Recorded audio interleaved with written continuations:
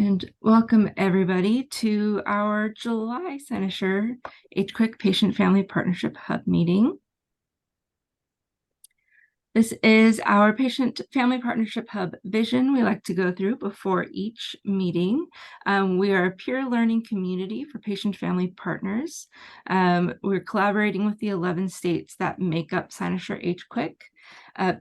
Patient family partners, such as you all, will use your lived experiences to co-create improved care for all people in partnership with the Cynosure HQIC hospitals. Our agreements, we also like to go through before each meeting. We practice active and empathetic listening and sharing. Challenge the idea, not the person. We want to be both teachers and learners. We want to take space and also make space for others. The stories that we hear during the meeting stay, but the lessons do leave. We just record for note-taking purposes and for follow-up with you all. We use I statements. One person speaks at a time, and we want to be here and present now. Our agenda for today, we are going to go through the navigation tool that some of you have maybe seen in previous of the Patient Family Partnership Council meetings, and then talk about summer camp and connecting across the continuum within the Cynosure HQIC.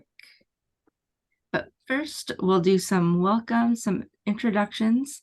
So we will do individual introductions today.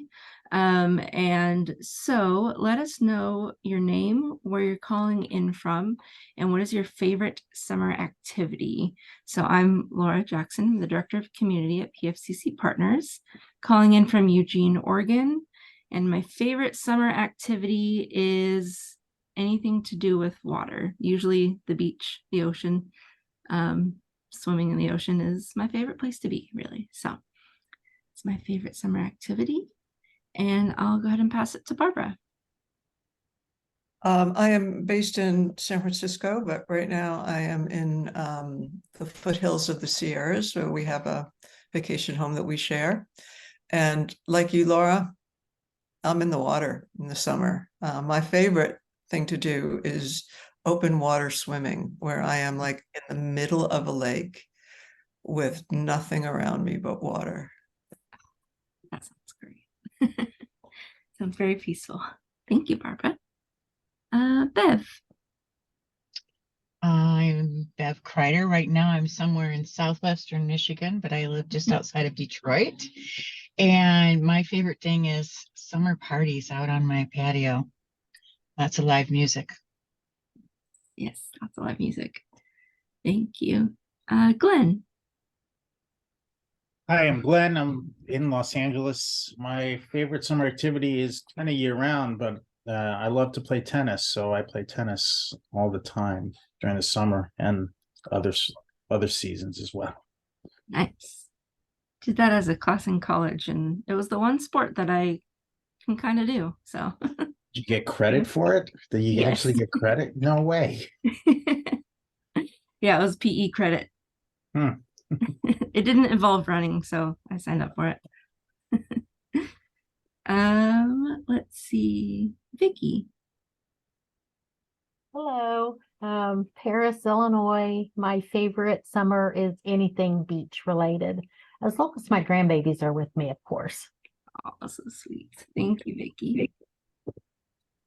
Let's see, Lindsay. Hi, everybody. Lindsay Galley here from Sacramento, California. I would say just being in water, because it gets to much over 100 here in Sacramento, and we are approaching 108, 110 over the weekend. So you will find me in a body of water all weekend. Thank you, Lindsay. With my son, who always asks me if I'm going to get my hair wet this time. So funny. If I just washed it, I can't get it wet. And if you can help it, right? Yeah. That totally has passed. I would ask my mom that same thing when we were in the pool too. She never did. Yeah. Thank you. Libby? Hey everybody, I'm Libby calling in from Irvine this morning or this afternoon. And I would normally say swimming in the ocean is my very favorite activity during the summer. But I just finished splashing in a large pot of water with my grandson and a measuring cup and a wooden spoon, and that was pretty fun. So Yeah. just staying cool. That's awesome. I love that. Thank you. He got more wet than I did, just keeping score, you know. Yeah. Yeah. Makes sense. Is as it should be. Yep. Lucero? Hi everyone, I'm Lucero. I am calling in from Long Beach. You will find me all summer having a carne asada with the family. I have 2 little ones and 7 nieces and nephews, so you will also see a giant splash pad or the water hose, whatever gets them entertained, and they are in the backyard and we are grilling. That's where I am all summer. Do you deliver carne asada?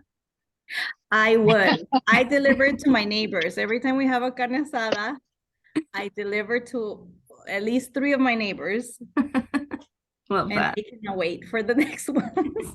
Well, your office mates would be appreciative as well. Libby, Mhm. by the time it gets to Monday, it is all God. Trust me, I will do a better job next time of keeping stuff. But at Monday morning, where is it? Where did it all go? Lucero, I think if you do mail order carne Yeah. asada, then you've got a business. You Yeah. You know what? Hey, Barbara, we need her. Yeah, but Some of If I us. can figure that one out, I will just send it, Barbara. I would send it to you.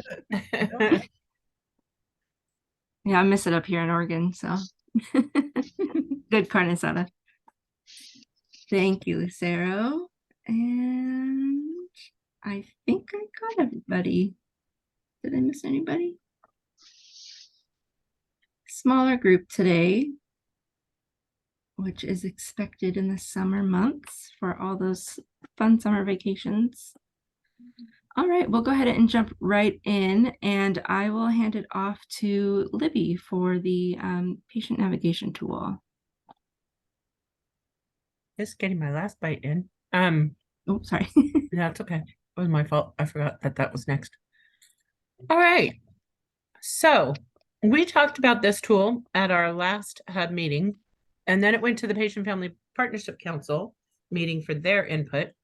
And so I made some addition or edits based on that. So before I give you a couple of minutes to take a look on your own, I'm going to just recalibrate what this tool is about. It's as a patient-facing tool to pair with the Ready, Set, Go tool. So how can we link pre-admission to bedside rounding to better discharge?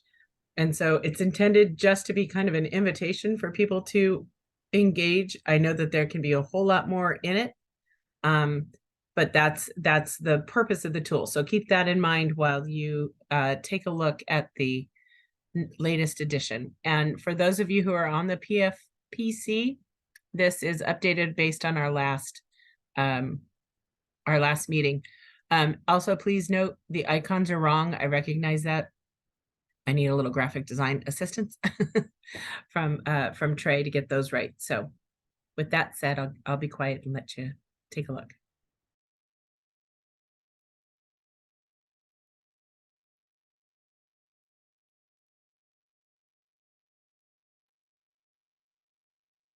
Barbara, oh wow, your hand is just about mixing in with your ceiling.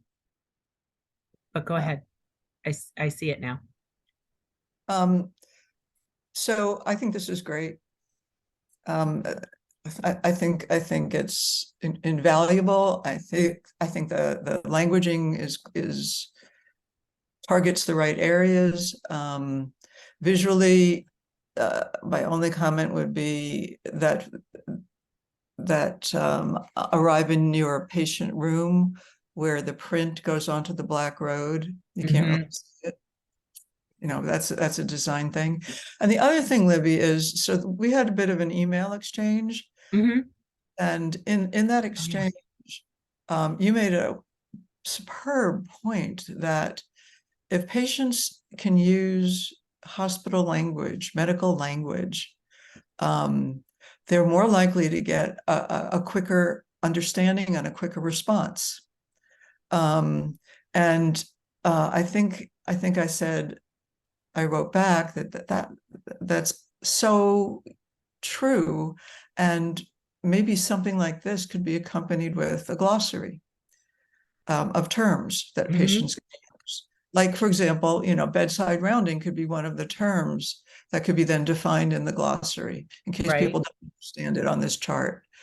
And then other hospital-y like phrases that will communicate immediately to the nurse or the care team. And I think we could probably come up with a bunch of phrases. But I love that concept. Yeah, and I wish I could take credit for being brilliant, but actually I heard it from staff members in Indiana when we were at the patient safety conference, and we were talking about family called rapid response teams. And we were discussing the fact that a lot of patient safety events occur, even though the family member is saying, hey, something's going on. And the staff member was saying, that's vague to me. That just doesn't capture my ears in the way that, you know, something, what, God, she used a clinical term that I can't remember. So, but it was something about the heart rate or the temperature. He's getting a temperature or something really specific that the nurses hear that differently and respond to it differently. And so, you know, it's this tension between, do we bring healthcare into plain language or do we bring people into the healthcare? What's going to be most beneficial? And I think that's a dilemma that you and I were discussing. But I think it's a solvable dilemma. I think it could be both and. Yeah, I and agree. I'm thinking like terms like discharge planning. You know, a patient might not know what that really means, but if they say, if there's a glossary and they read about it and they say, then they could say, when will we start my discharge planning? A term like error, you know, instead of saying, I think something's wrong, I don't know what, if you just say, I think an error has been made, that will act on people. If you say, Laura, are you recording? I'm sorry. I'm patient, instead of just saying, you know, I think he feels warm and is sweaty and doesn't look right. You say, I'm concerned that he might be septic. You know, these are words that are gonna cause a bell to go off. And there are others, you know, that we could think of them. I'm gonna be quiet now. No, I really appreciate it. I was trying to write down as fast as I could. Laura, go ahead and hit the record, please. We are. I forgot that we are. Okay. I think, I don't know who was first, Bev or Glenna. Glenna? I saw Bev. Okay. Go ahead, Bev. I'm looking at this thinking about, you asked last time about linking it to the Ready, Set, Go language. I wonder if you could use color on the road, like 1 and 2 would be one color for ready, and 3 and 4 another color for set, and 5 another color for go. Might be a way to integrate that. Okay. That's awesome. I love that idea. Thank you. Sure. Glenn? Well, I apologize because I wasn't in on all the work that's been done on this. So no time like the present. What I'm about to say, I don't want to rock the boat too much. Okay. But since I never saw this before, I know you sent it around, but I didn't really take any time to look at it.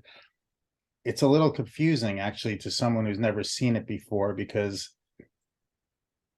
I don't know how the 1, 2, 3, 4, 5 numbers on the road correspond to the things on the sides. and I don't really get it because it's confusing, to be honest with you. It's having not looked at it before and not been part of the process, so this is kind of fresh eyes looking at it. Which is great. And I think all the content on there is awesome, and I love the content. I'm just like, and it just may be just the way I think of things. It's just kind of just laying it out in a linear manner instead, and where those things belong on the thing. And if you're going to link it to Ready, Set, Go, maybe it just stays in that same kind of format. Like Bev was that was a good suggestion from Bev. So that's one comment. The second comment I had, and I don't want to complicate things either because I'm jumping in at the 11th hour here, but I was thinking one of the questions should be, and this kind of pertained to I think the upper right hand corner where there's questions up there, and it's kind of the go part of it would be, do you have your follow-up appointment? It asks about meds, and it's good to know like you have your meds set up, but you have a follow-up appointment. And I don't know if that's always the case, but like it should be, you have that already done. And then the next question I would have, and this is something we do at UCLA, and it doesn't apply to everybody, so I don't know if it actually belongs here, but there's the app you can download for your appointments, and I forget what it's called, My Chart or something like from UCLA, the Epic software thing. Right. And the portal, the patient portal. And you make sure that the patient already, before they leave, they have that downloaded on their phone so that they know that they can have, that it'll tell them your appointment's coming up or whatever it's going to be. And they know how to use that. But I don't know if that kind of thing would apply to everybody out there, because not everybody's going to have that. And that's all. That is really helpful. So I like that addition, and we have talked about that in other areas. Like Barbara, I think you shared an experience where you felt like you were set up for 6 months of follow-up because you had downloaded that app or downloaded the patient portal and were able to access it. So I love that addition. If you have a follow-up appointment, we could definitely add that as well. So Glenn, what I heard you say is the road concept is not helpful, the journey concept. It's not helpful because everything on the side, I don't know where it belongs on that road in a way. Like if we could put I don't understand that, to be honest with you, looking at it. So all the information on there is like super important, and I guess I think you stick with Ready, Set, Go. And this is the next page of Ready, Set, Go. Like you're getting ready to go. Here's current medications. I don't get it. I'm saying it out loud here. No, that's really helpful. So Glenn, if it said ready, and then on the road, like ready with like a colon or a couple of bullets, and ready means prepare for your hospitalization, set. And there was like a little bit of an explanation what set meant on the road. Set might mean your time in the hospital, and go might mean getting ready to go home. Is that what you're saying? Yes, that's not what I am saying. Okay. That works for me. So if we laid it out more in a linear, like I'm almost thinking of a timeline, would that? Well, you can leave it as a road picture, just make it a linear road as opposed to or it can be winding, but I think it has to go from left to right in a way, like left to right on a road, and then all the verbiage on the outside of that road fits under or around that point that you're trying to make along the road. Got it. And I guess that there's some points that would span the whole length of the road, maybe, I don't know, but just trying to think. I totally agree with what you're saying, Glenn, and it hadn't occurred to me because I had seen it so many times. So your fresh eyes are really helpful. Perfect. Thank you. Vicky, did you have any comments, or is this making sense for you?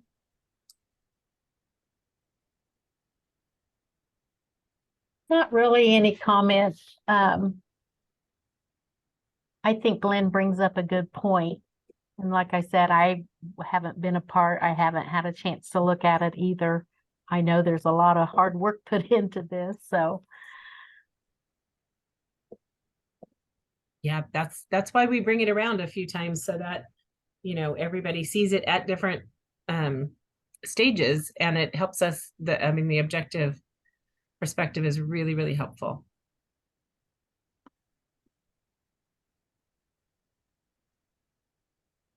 Okay, so to summarize then, what I hear is the items might be correct. We need to add, do you have a follow-up appointment?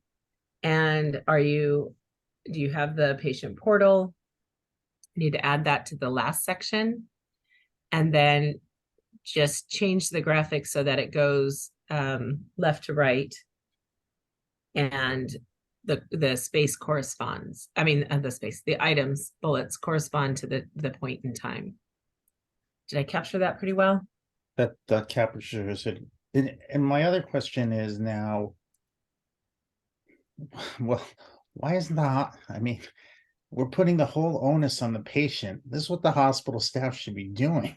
You know what I mean? Like, I feel like, of course, you know, this is great for patients, and I just feel like the onus should be on the caregiver, not on the patients. But we're putting the onus on the patients and families here, which is what we're about. But that's definitely one way to look at it, Glenn. The other way to look at it is that we're inviting patients and families to engage in their own care and be active in it. And, you know, this is certainly, and again, what the ultimate goal of this tool as I was going to say accomplice to Ready, Set, Go, is that staff and patients and families would have a common process to be in together, and moving that forward in a hospital, you know, would that provide more of that opportunity? So I'm hopeful, mindful, and I will be planful that these tools stick close together so that it isn't an onus, it's an opportunity. And that it's part of the larger, you know, kind of movement towards person engaged care, is being engaged in your own care. And so how do we start to open that space for people? And like I said, I wasn't involved in the discussion of this, but how is this distributed? It would be distributed with the in the hospitals with those that are using the Ready, Set, Go tool. I don't know that it stands alone as effectively. Maybe it does. I don't know. It's a good question. What do you think? No, I think it goes great with the Ready, Set, Go tool. And that's why I love Bev's suggestion. I think it's really makes a lot of sense.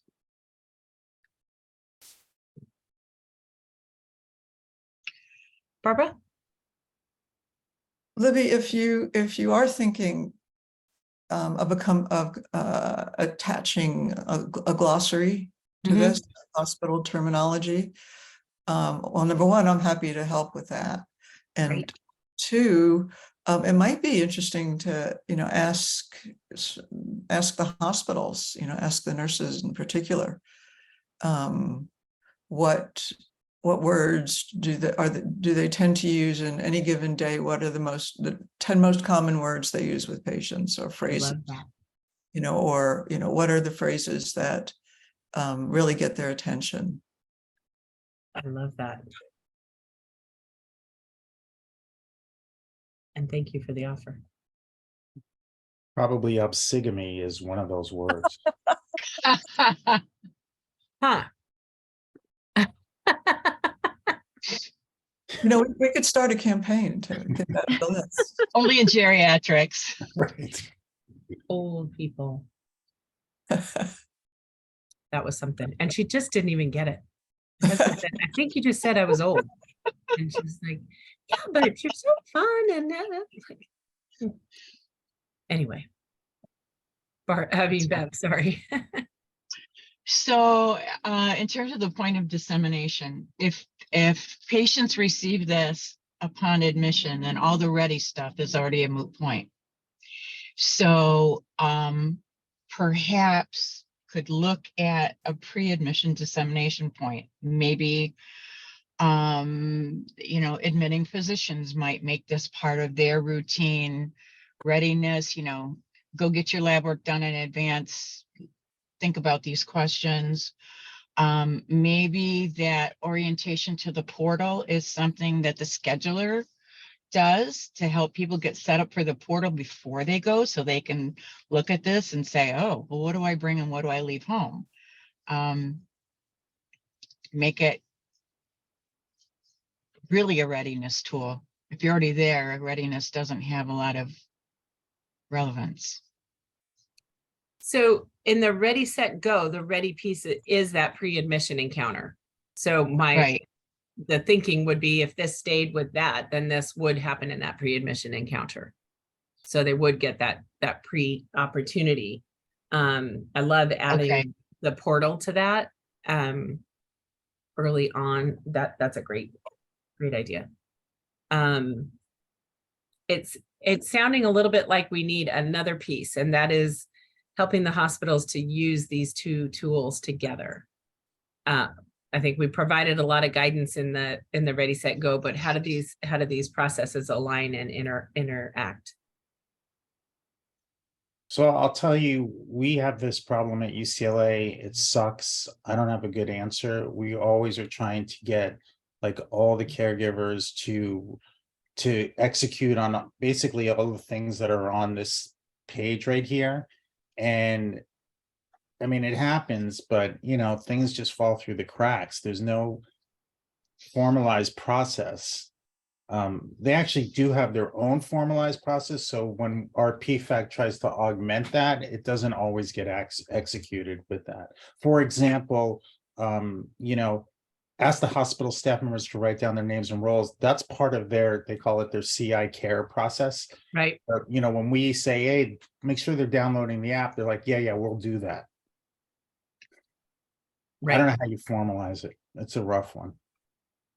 That, in my experience, is rougher in the academic settings than the majority of the hospitals in the HQIC being rural and community-based organizations seem to have a little more flexibility, but it's a good thing to keep in mind. And certainly as we're testing it with some of the, we don't have any academic centers in the HQIC, but as we're testing it with other community-based organizations and larger ones like Parkland and others, that's something really important to keep in mind.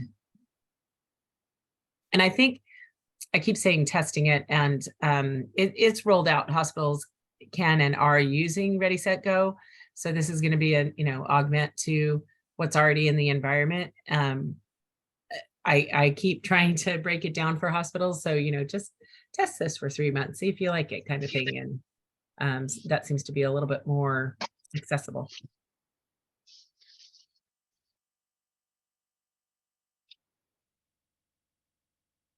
All right. Any other comments? Hi, Linda. Thank you for joining us. Hey, I was just listening to kind of get level set with where you all are. I'm in Charleston, South Carolina at the moment at the Southeast Regional Genetics Network. And I'm on their board, and one of 7 regional genetic networks that we have in our country. In case y'all haven't ever hooked in with that group before, you've got one over on your side of the country. Yes, or we do. everywhere. But anyway, so I've been listening, and I came in, Glenn, when you were commenting just a few minutes ago and saying, you know, that this is the onus is on the patient. And I'm just wondering too, is there a little descriptor even about what is patient engagement, or what, you know, patient partnering with your medical team?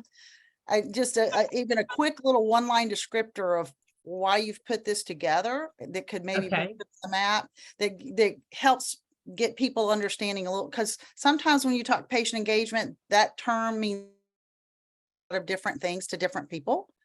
And but being a patient partner in your care, maybe might feel a little different. And something else, I was just in we had a half-day session on telegenetics, but it's really telehealth.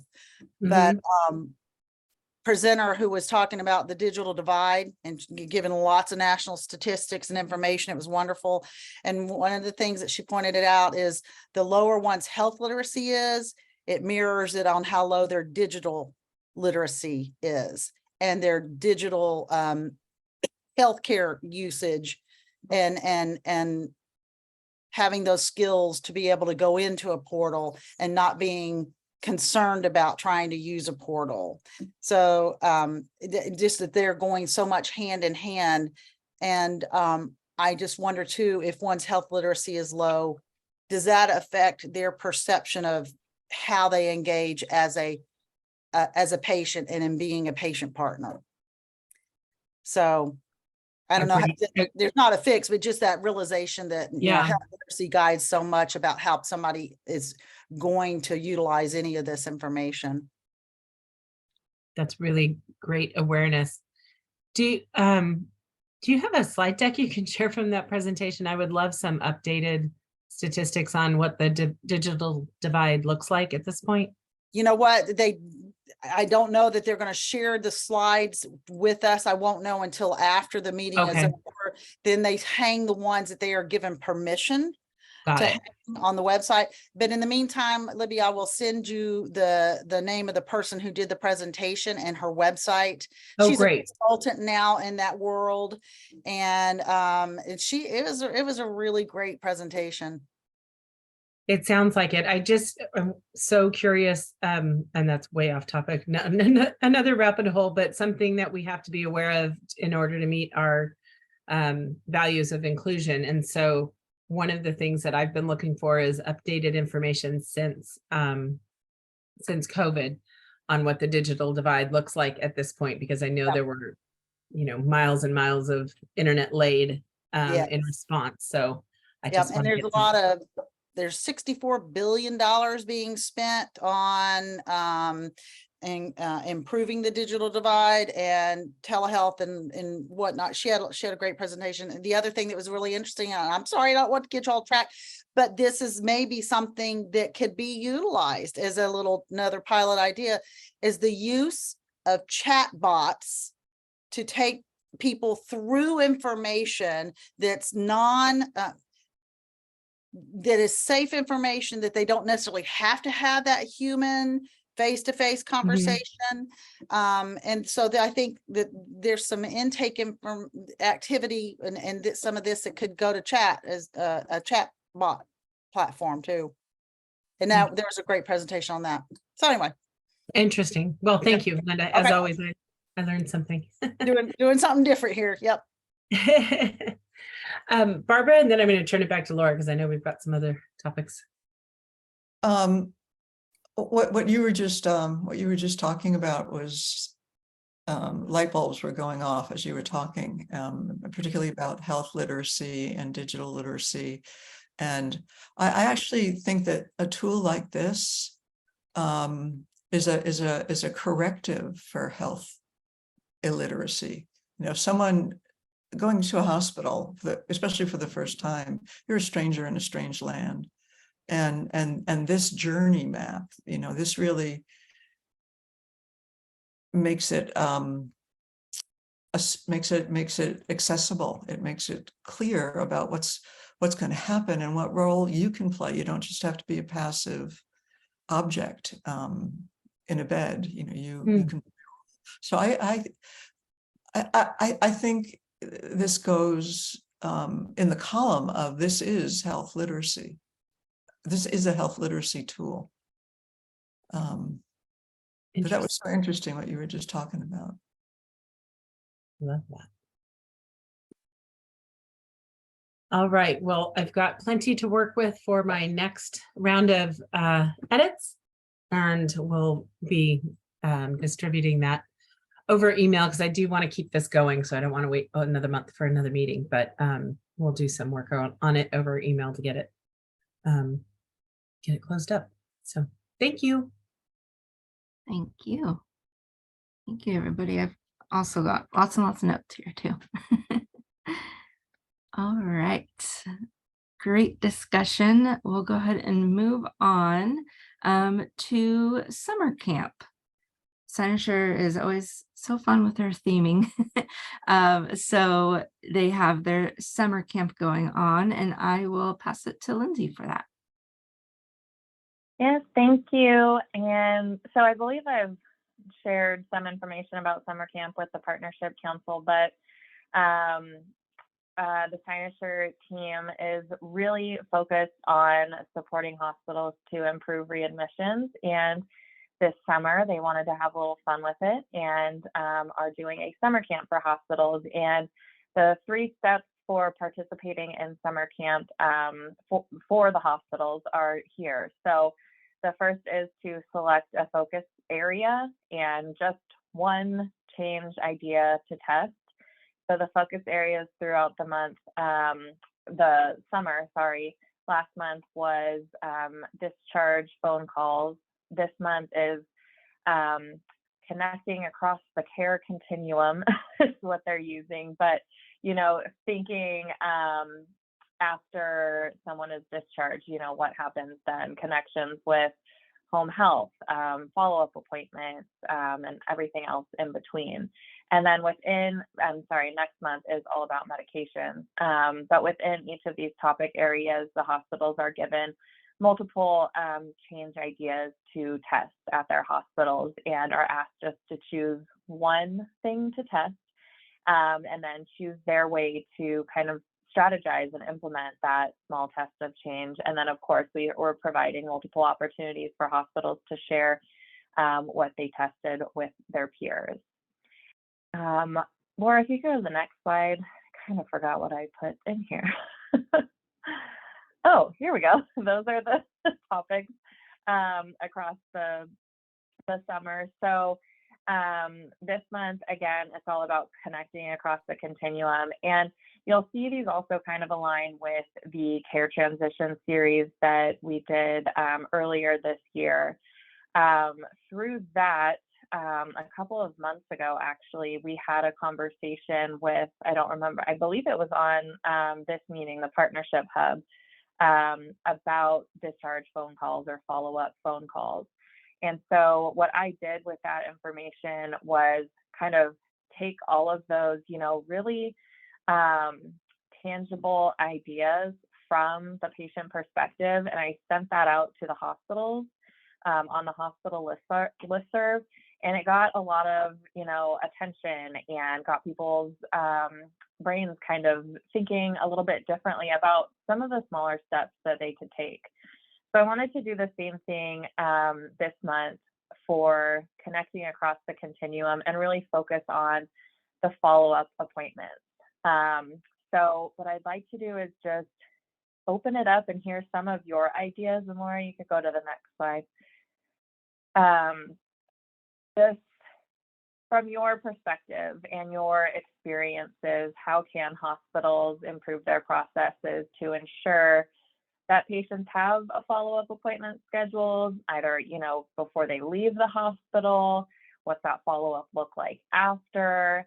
I think some of this could kind of go hand in hand with some of the ideas for the discharge phone call with follow-up appointments, but just wanted to open it up to a brainstorm that we can share out with the hospitals to give them some new and different ideas from the patient perspective, all of your perspectives. Yeah, Barbara. So I'll share just what came into my head. One thought is I'm hoping that they're working on this with their patient family advisory councils or PFAs, involving them in conversations.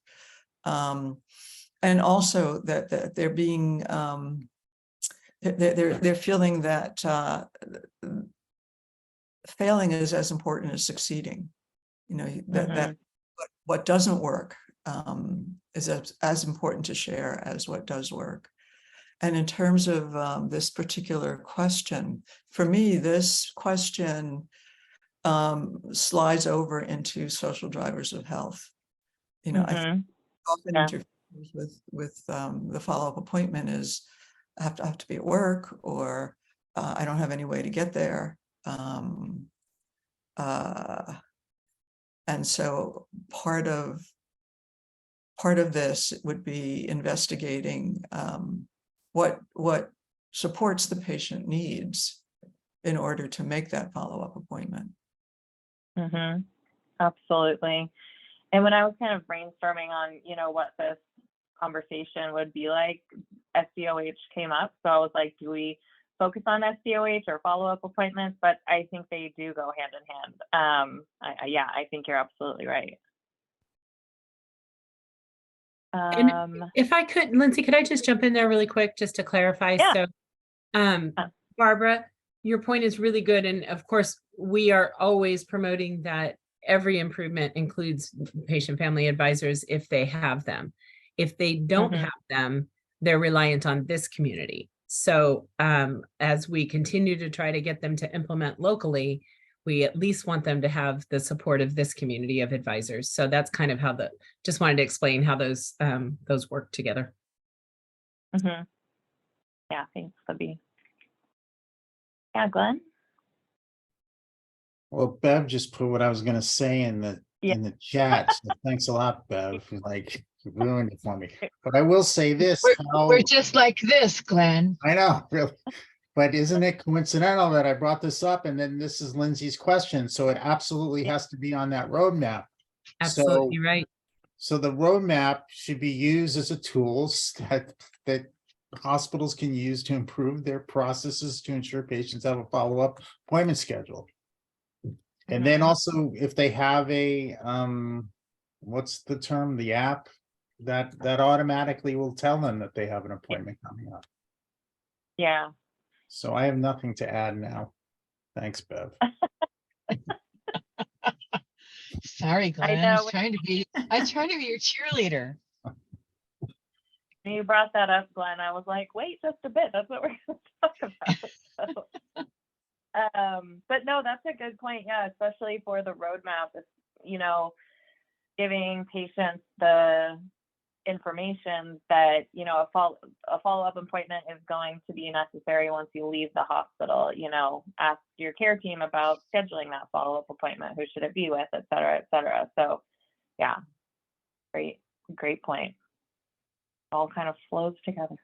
You guys are so smart. So smart. Thought is that it might not just be one follow-up appointment. They may need to follow up with, depending on what happened, with the specialist who did stuff. But I think this moment is a really important time to, in terms of continuum of care, to connect to their PCP. And make sure the PCP is involved in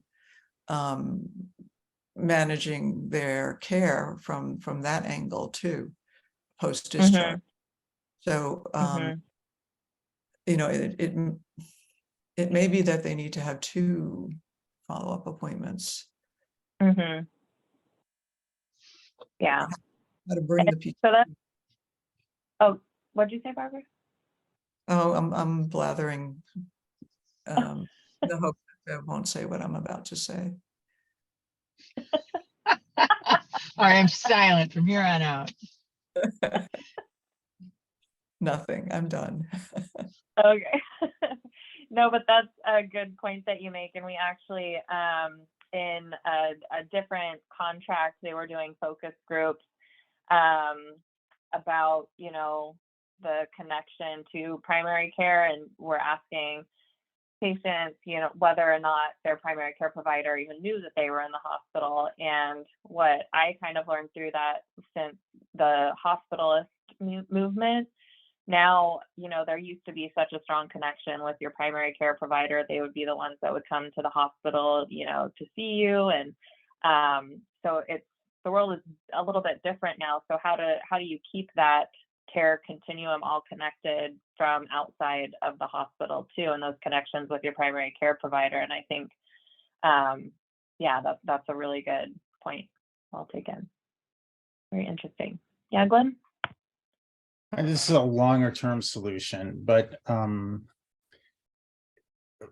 everything ready, set, go, and all this roadmaps, all this information, it would really be great if it was, I mean, you've got your current providers, but there's the people that are coming up, and not med students, but like first year residents, second year residents, incorporating ready, set, go, the roadmap, all this information about patient family experience into their training while they're getting trained, so that they know, like, hey, this is what you need to do to ensure like a patient has a follow-up appointment before you discharge them. And this is something that you ingrain early on in their behaviors, so that the long-term effect will be like, they just know that that's what they're supposed to do when they're working there for the next, 20 years.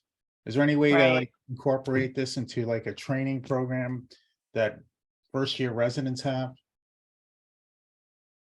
That's a very interesting idea, Glenn. Yeah, I know it's a hard one. It's a long-term kind of looking 20 years down the road, but if it's just ingrained in them, then Yeah. have better patient family care. Right. Right. It's a great suggestion. I don't know within the scope of the HQIC project how much opportunity we have, but I like the thinking bigger, and I think we do have other partnerships where we might be able to explore that. So I think you just in a backhanded way told me to put a pin in that, if I'm correct. oh my God, I'm never going to say that again, ever. That's not what I meant. That's what I think. I think that's what you were that's saying. not what I said. It's not what I meant. Oh man. All right. Oh man. No, your pin's on the wrong map. That's all. Just kidding. Glenn's on fire today. Yes, he is. Oh, this is serious business, people. Right.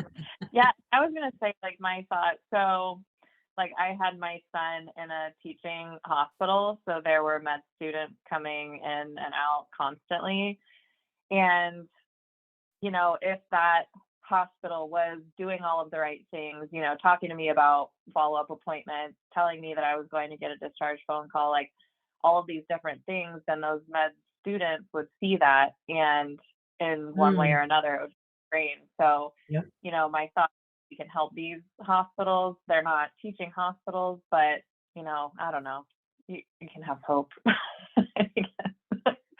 But I've talked to a few advisors, I'm not thinking of exactly who, but, who have been able to talk with med students, but more so about, just patient family engagement in general, not these more kind of tangible aspects of the hospital stay that in turn can significantly reduce readmissions. So it's definitely an important idea. Yeah, Barbara, I see some comments in the chat. You know that Linda made a really important comment in the chat, and I added a little bit to it. But this is also making me think there are people who are very health literate. They're kind of seasoned patients, but that doesn't mean that when they're hospitalized, they know how to advocate for themselves.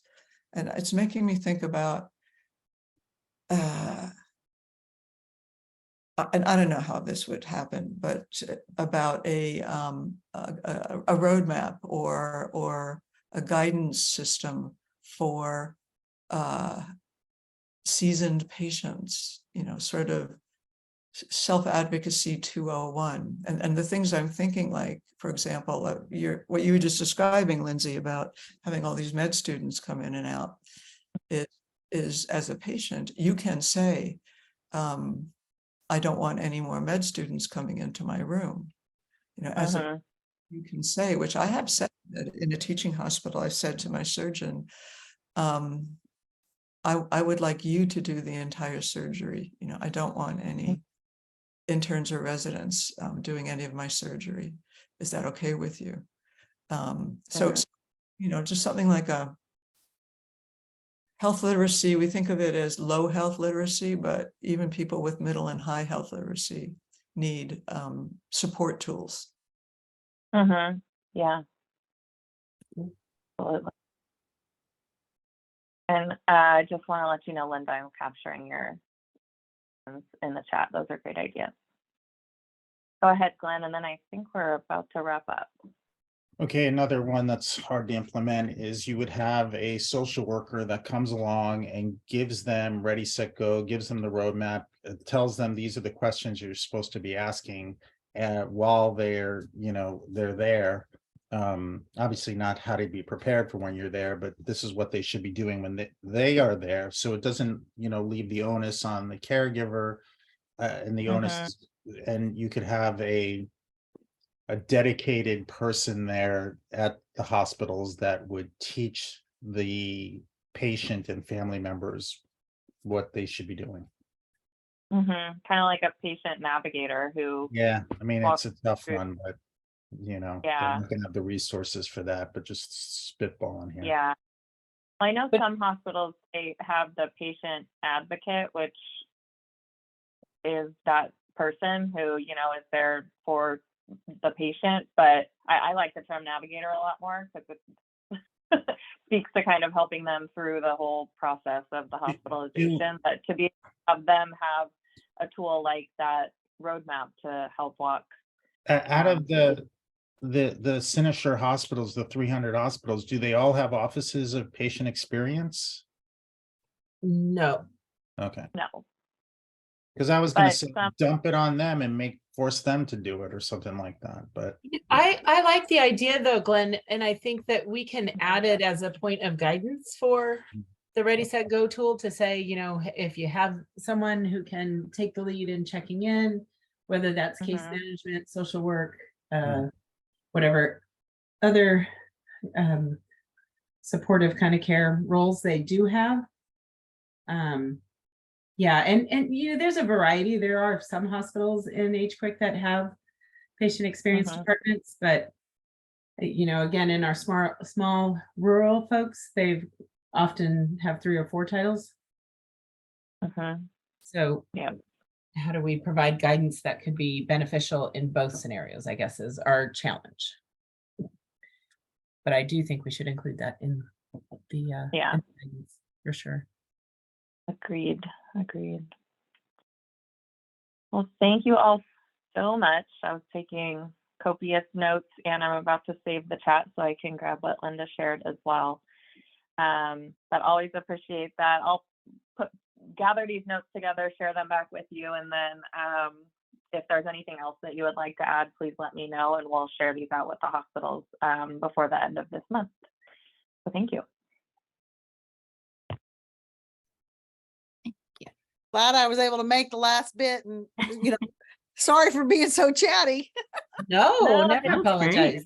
That's the point. Oh, good to see y'all. Talk to you soon. Take care. All right, so just wrapping up, our next meeting, that's this meeting. Our next meeting is August. Let me look at it real quick. But same time, 3:30, 2:30 Pacific, 3:30 Eastern. Same place, all that good stuff. Let's see. I bet it's the 17th. August 10th, Laura. 10th. Thank you, Sarah. Sorry.